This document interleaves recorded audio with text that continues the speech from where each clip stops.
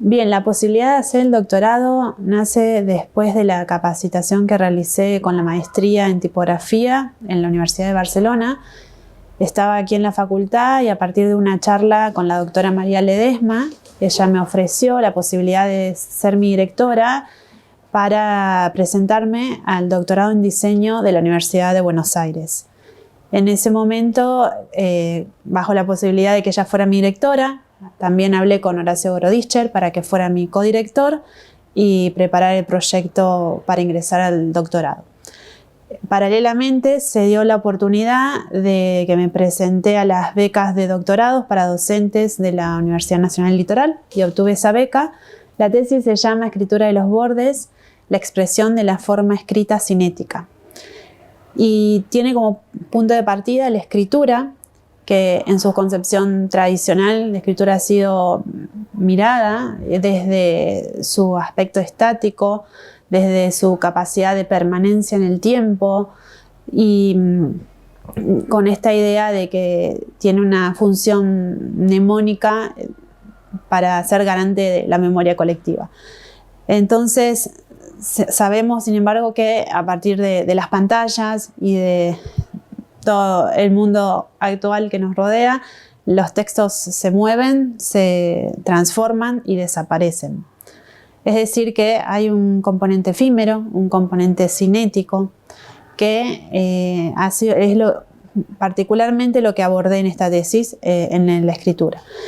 La escritura de los bordes comprende un campo amplio, multidisciplinar, obras de arquitectura, de diseño, de escultura, de diversas áreas, en donde ya sean analógicas o digitales, el sujeto protagonista es el signo escrito, siempre susceptible de ser leído, en donde a partir de la dimensión temporal se genera la producción de sentido. Es decir que siempre la expresión de la forma del signo escrito, ya sea tipográfica, caligráfica o lettering, son las dimensiones que abordo, ha sido más que nada experimentada, explorada, incluso estudiada en la espacialidad. Entonces es como que este recorte que yo hago, el sujeto protagonista tiene que ver con esa dimensión temporal y cinética, en donde, bueno, la forma se expresa a medida que pasa el tiempo. Entonces el signo se transforma, incluso desaparece. Y eso afecta las condiciones de lectura, las condiciones justamente de lectura de la obra. Y bueno, y el espectador ya no es quien decide en qué tiempo y cuánto tiempo va a leer.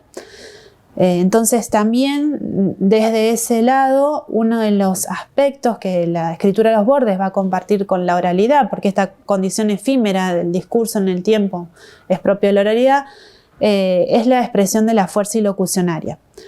Es decir, el tono de voz, lo que comprende los gestos, la expresión corporal, todas aquellas cuestiones que hacen a que lo que yo esté diciendo el otro lo interprete de una u otra manera. Hay un autor que se llama David Olson que dice que la fuerza ilocucionaria ha de perderse en parte en el texto escrito porque los textos escritos no representan bien cómo deben ser interpretados.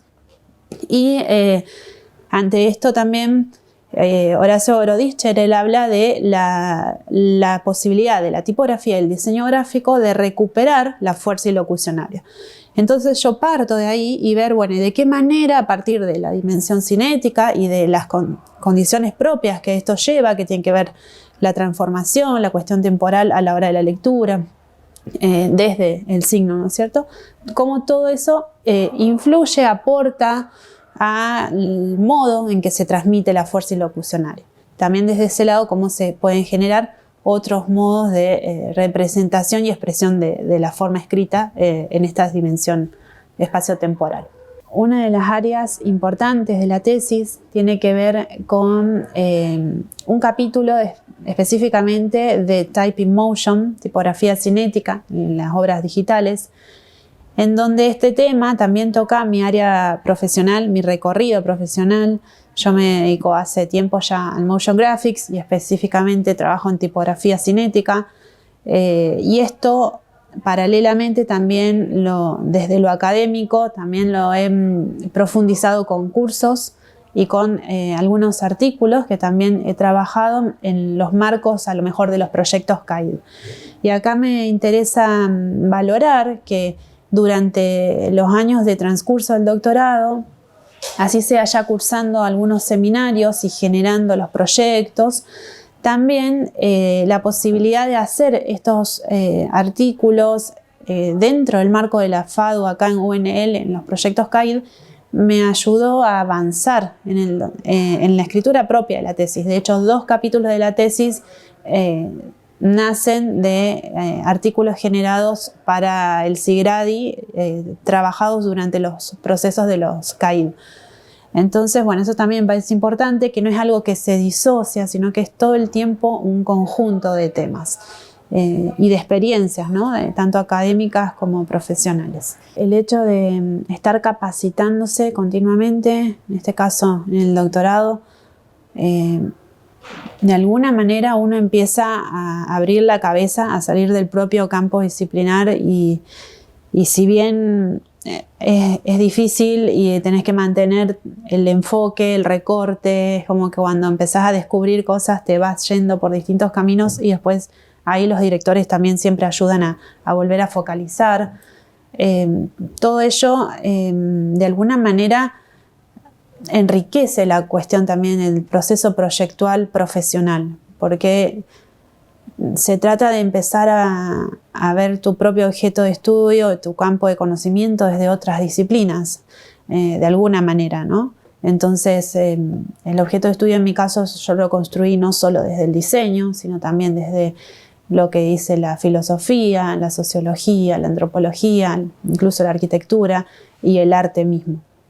O sea, desde distintos autores y miradas que a lo mejor, si no estoy en ese lugar en donde necesito abrirme esos campos, a veces es difícil ir hacia esos caminos.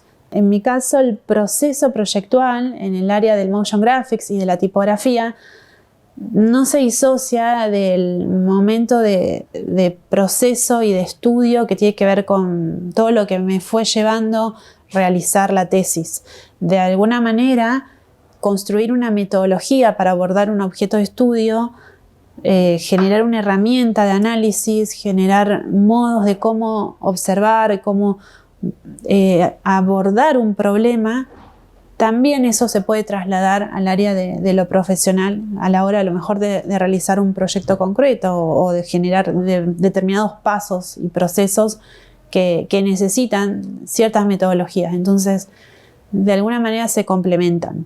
Después, bueno, uno tiene que tratar de encontrar ese punto de interés, ese punto en común entre lo académico y lo profesional, pero creo que si te gusta el proyecto, si estás entusiasmado, de alguna manera lo llevas a cabo y lo resolves. Creo que está bueno aprovechar las herramientas que nos da la universidad para las becas, para presentarse a los programas de maestría, de doctorado. Como docentes es importante que nos estemos continuamente capacitando en las áreas que más nos gustan. Siempre sugiero meternos en cuestiones que nos gusten, que las disfrutemos, porque una vez adentro está bueno decir, bueno, ahora lo termino. Cumplir los tiempos, ser disciplinados para llegar con todo, más cuando tenés familia, que es mi caso. Entonces, gestionar una agenda, a veces, cuando hay muchas cosas que entran en juego, contar con la posibilidad de una beca doctoral o una beca de maestría no es un dato menor. Y creo que de alguna manera siempre va a ser enriquecedor para uno poder capacitarse. Y es posible, se puede hacer.